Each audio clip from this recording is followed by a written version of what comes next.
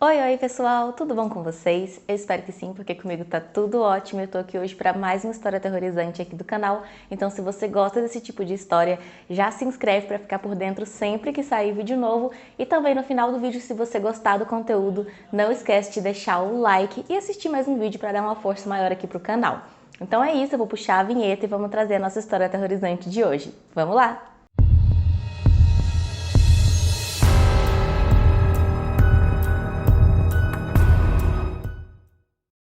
Jaycee Lee Dugard era uma garota de apenas 11 anos de idade quando toda a história começou, e ela tinha uma vida tranquila e completamente comum em Salt Lake Tahoe.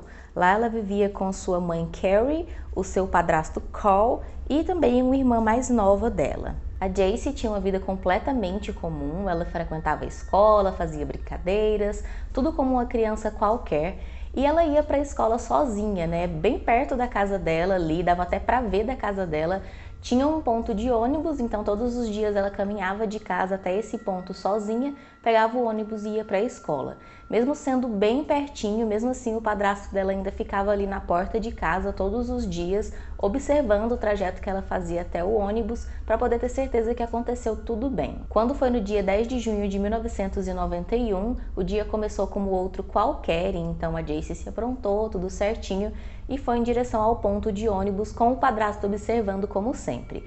Ela caminhou e ao chegar no local, assim que ela chegou, um carro chegou em alta velocidade, parou na frente da Jaycee.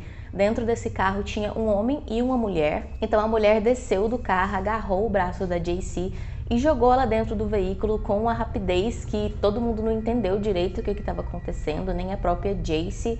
A mulher apenas jogou ela dentro do carro e eles saíram acelerados novamente. O padrasto dela, que viu tudo isso acontecendo, rapidamente pegou uma bicicleta que estava ali do lado e saiu andando atrás do carro para tentar alcançar, mas obviamente o carro era bem mais rápido do que a bicicleta, né?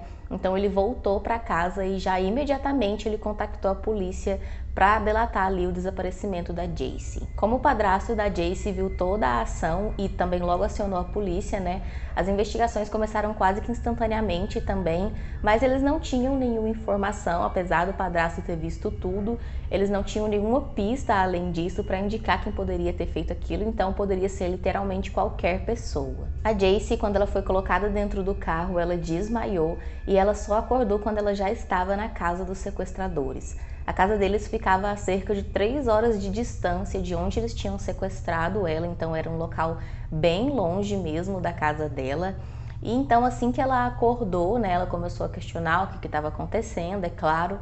Porém, o sequestrador, que era um homem chamado Philip, ele simplesmente não disse nada para Jaycee, ele tirou toda a roupa dela, a algemou, a vendou, levou ela para o banheiro e ali aconteceu o primeiro estupro. Após isso, ele então levou a Jaycee para um galpão que ficava ali no quintal da casa, ele prendeu ela lá dentro, algemada ainda, e ainda disse para ela que os cães que tinha ali na propriedade eram treinados para, se ela tentasse fugir ou tentasse fazer qualquer coisa, eles atacarem ela. Então já colocou mais esse medo nela para desencorajar ela de tentar fazer qualquer coisa. O sequestrador, como eu disse, foi um homem chamado Philip Greg Garrido, que tinha 40 anos de idade na época que ele sequestrou a Jaycee, e a mulher que a ajudou foi a sua esposa, chamada Nancy Garrido, de 36 anos.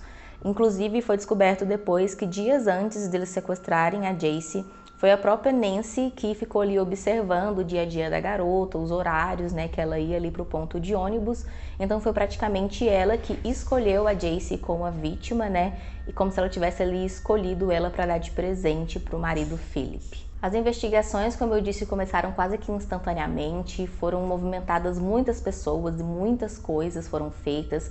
Eles espalharam panfletos, cartazes, foram para a mídia para pedir ajuda, fizeram muitas investigações, eles espalharam ali a família dela, né? Laços cor-de-rosa pela cidade, porque era a cor preferida da Jaycee, então era uma forma ali de simbolizar ela para que as pessoas não esquecessem o que tinha acontecido e mantivessem sempre bem fresco na memória a imagem dela para, se caso vissem alguma coisa, suspeitassem de alguma coisa, contactassem a polícia.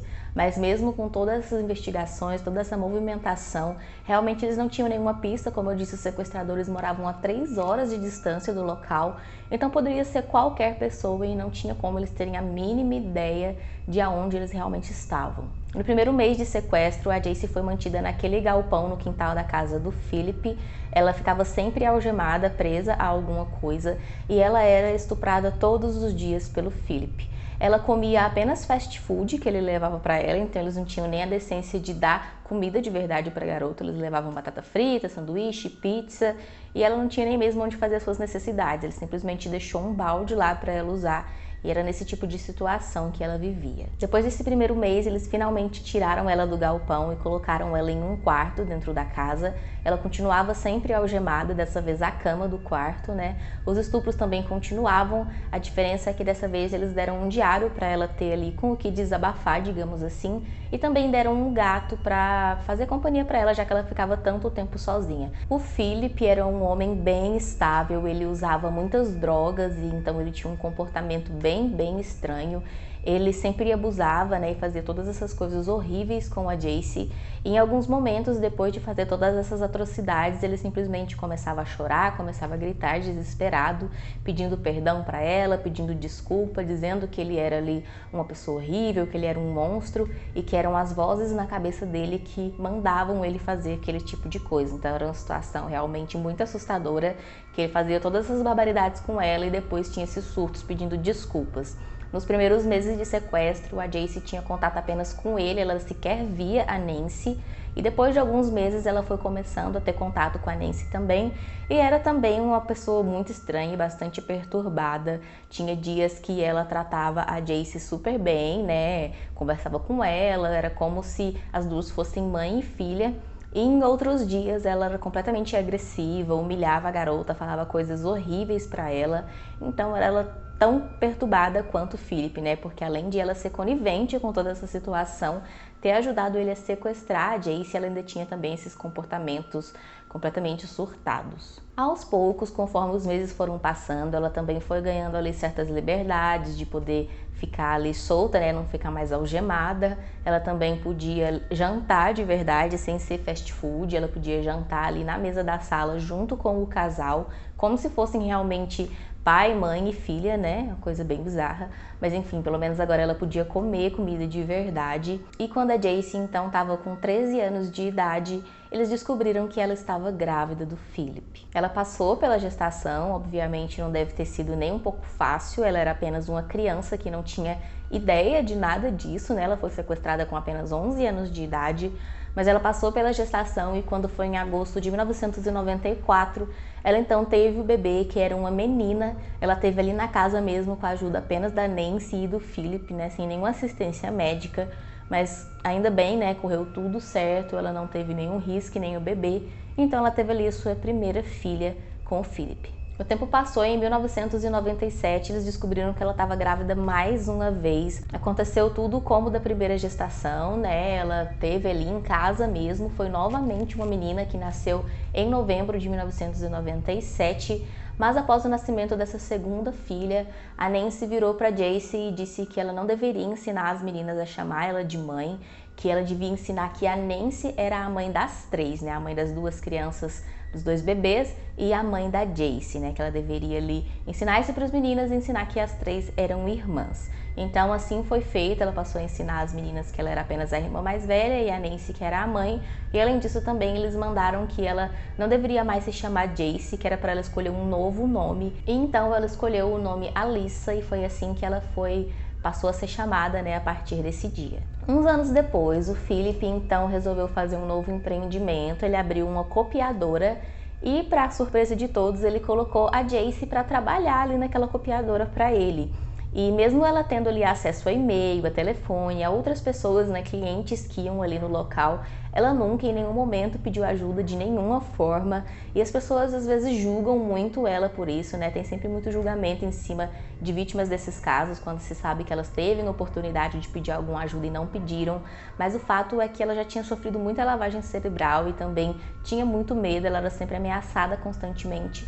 E agora, além de ter medo por si, ela também tinha que ter medo pelas suas duas filhas. Então ela se submetia àquilo ali, trabalhava direitinho e nunca pediu ajuda em nenhum momento. No dia 24 de agosto de 2009, a Jacy já estava com 29 anos de idade, então já tinham aí 18 anos de sequestro. E então o Philip resolveu que todos eles iam até a Universidade da Califórnia, porque ele queria falar ali com os gestores sobre um programa que ele tinha desenvolvido que se chamava A Vontade de Deus. Ele queria pedir autorização para estar falando com os alunos da universidade sobre esse programa. Então eles foram, ele, a Nancy, as duas crianças e a Jacy, lá para essa universidade. E chegando lá, duas policiais que estavam no campus naquele dia observaram a família e acharam eles um pouco suspeitos. Não teve nada muito grave nem nada muito específico que tenha chamado assim, a atenção dos policiais. Elas dizem que acharam as mulheres muito quietas, muito submissas ao Philip. As meninas também, né, as mais novas e a Jacy eram bastante pálidas, bem inquietas mesmo. Então elas acharam aquilo estranho, aquela família estranha. Então abordaram o Philip e perguntaram para ele o nome completo dele. Ele disse o nome completo e elas disseram que iam anotar ali, né, e que era para ele voltar no dia seguinte, que aí sim ele ia poder falar sobre esse programa dele, que naquele dia não ia dar e tal, inventaram uma história para ele, pediram para ele retornar no dia seguinte, que aí sim ele ia poder falar sobre. Então ele concordou, né, marcou com elas de voltar no dia seguinte e foi embora. Quando ele foi embora, os policiais com o nome completo dele em mãos resolveram então entrar lá e puxar a ficha criminal do Philip, então elas descobriram que as desconfianças delas realmente tinham um sentido. Puxando a ficha criminal, elas descobriram que o Philip tinha passagem por sequestro e estupro. Ele, em 1972, foi preso acusado de assediar uma garota de apenas 14 anos de idade.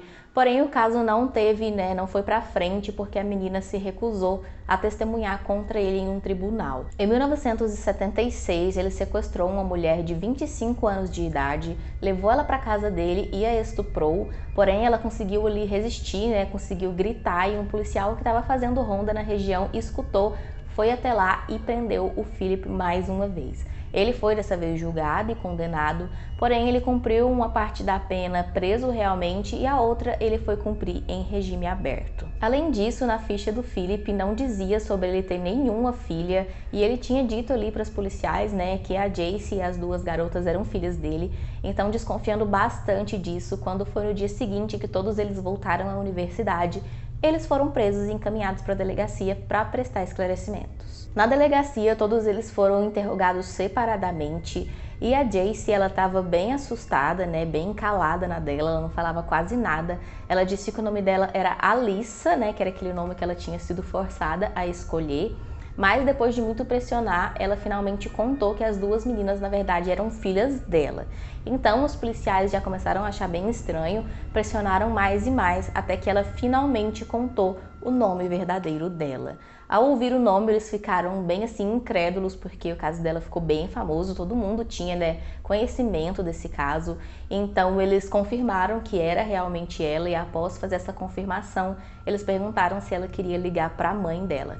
Ela estava bem confusa, né, sobre tudo aquilo que estava acontecendo, afinal de contas eram 18 anos de sequestro, mas eles conseguiram convencer ela, ligou para a mãe. No primeiro momento a mãe, é claro, não acreditou, achou que era apenas mais um trote, mas assim que percebeu que realmente era Jacy, foi bem comovente, ela chorou bastante, ficou muito emocionada e imediatamente ela comunicou ao resto da família para eles irem de encontro a Jacy na delegacia. Com toda essa trama sendo descoberta e tudo foi esclarecido, né? Então o Philip foi preso e condenado a 431 anos de prisão e a Nancy também foi presa e condenada a 36 anos de prisão. Após isso, então, eles perceberam que tinham sido cometidos muitos erros durante a investigação que poderiam sim ter ajudado a encontrar a Jacy bem antes disso. Uma dessas coisas é que uma vez um homem ligou para a polícia dizendo ter visto a Jacy em um posto de gasolina com poucos meses de sequestro. E nesse dia, realmente, o Philip tinha saído e levado a Jacy junto e eles foram a um posto de gasolina abastecer. E nesse posto tinha um cartaz com o rosto da Jacy, né, como criança desaparecida. Ela viu esse cartaz e ficou encarando ele por muito tempo, enquanto o Philip abastecia o carro, né? E esse homem viu, achou ela muito parecida com a menina da foto e acionou a polícia. A polícia foi até o local, mas quando chegaram lá eles já tinham ido embora e então o homem passou a descrição do carro, que era uma van amarela, porém a polícia não investigou muito a fundo sobre essa van amarela, meio que deixou pra lá. E depois, quando foi tudo descoberto, eles descobriram que realmente o Philip tinha uma van amarela na casa dele. Também teve uma vez que um vizinho do Philip denunciou ele como sendo pedófilo e disse que tinham algumas coisas estranhas acontecendo na casa dele. A polícia foi até lá, conversou com ele por um tempo, mas nada além disso, eles simplesmente conversaram e então depois foram embora e de novo não deu em nada. Além disso, como eu disse, ele havia sido preso antes, e agora estava em regime aberto, e então os policiais iam ali na casa dele fazer visitas, checagens para ver se estava tudo certo realmente no regime aberto dele, mas eles apenas iam, davam uma olhada, conversavam e não vasculhavam mesmo, procuravam para ver se tinha alguma coisa de errado, e se eles tivessem feito essa procura mais minuciosa, provavelmente eles teriam achado a Jacy antes. Por conta de todos esses erros, eles fizeram um acordo com a Jacy, e deram uma quantia bem alta em dinheiro para ela, para tentar compensar de alguma forma essas falhas, apesar de que eu acredito que nenhuma quantia em dinheiro iria pagar todo esse sofrimento que ela passou por 18 anos da vida dela. A Jacy, depois de tudo isso, ela escreveu um livro contando a sua história, a história do sequestro. Ela também deu muitas entrevistas e hoje ela segue a vida dela de forma tranquila, em paz.